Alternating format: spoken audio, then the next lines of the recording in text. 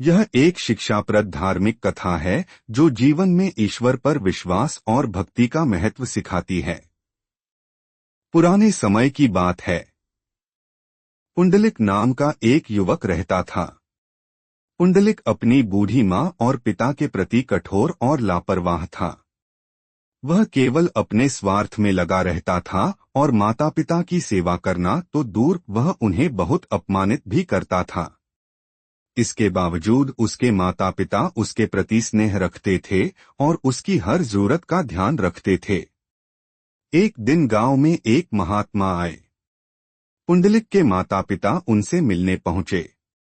महात्मा ने पुंडलिक के माता पिता से कहा, आप जैसे माता पिता का पुत्र होकर भी पुंडलिक ने कभी आपकी सेवा नहीं की, यह बहुत दुर्भाग्यपूर्ण है। यह बात सुनकर माता पिता की आंखों में आंसू आ गए। महात्मा ने पुंडलिक के माता पिता को आशीर्वाद दिया और कहा, अब पुंडलिक में बदलाव आएगा, वह अब आपकी सेवा करने लगेगा। उसी रात पुंडलिक ने एक अद्भुत सपना देखा। उसने देखा कि कुछ महिलाएं गंदे कपड़े पहने कीचड़ में चल रही थीं, लेकिन फिर भी वे पूरी श्रद्धा से भगवान की भक्ति में लीन थीं। पुंडलिक ने उनसे पूछा, आप कौन हैं और इस गंदगी में क्यों चल रही हैं? उन्होंने उत्तर दिया, हम गंगा, यमुना और सरस्वती जैसी पवित्र नदियां हैं। मनुष्य हम में स्नान कर अपने पाप धोते हैं और गंदा करते हैं, लेकिन कोई हमारे प्रति श्रद्धा नहीं रखता। फिर भी हम सभी अपने धर्म का पालन करती हैं। यह सुनकर पुंडलिक की आंखें खुल गईं। उसे एहसास हुआ कि उसने भी अपने माता पिता के साथ ऐसा ही अन्याय किया है। उसे बहुत दुख हुआ। तभी से उसने अपने माता पिता की सेवा करने का निश्चय किया और सच्चे मन से उनकी सेवा करने लगा।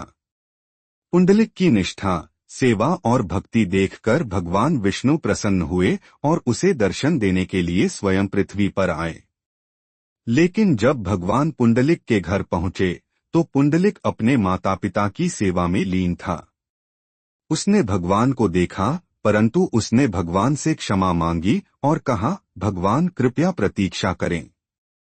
मैं पहले अपने माता पिता की सेवा पूरी कर लूं, फिर मैं आपकी सेवा में उपस्थित होता हूं।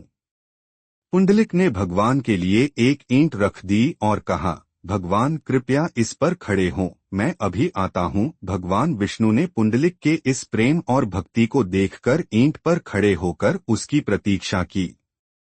सेवा पूरी करने के बाद पुंडलिक ने भगवान के दर्शन किए और उन्हें प्रणाम किया।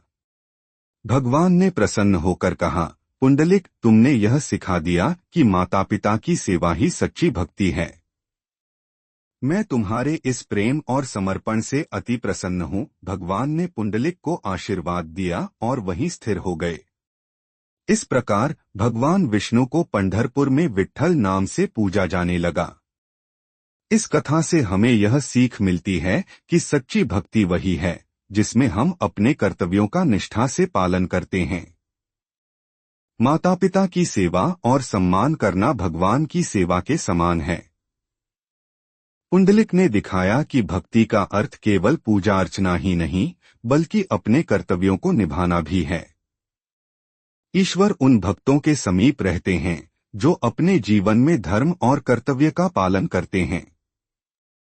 इसलिए हमें अपने जीवन में धर्म और कर्तव्य का पालन करते रहना चाहिए।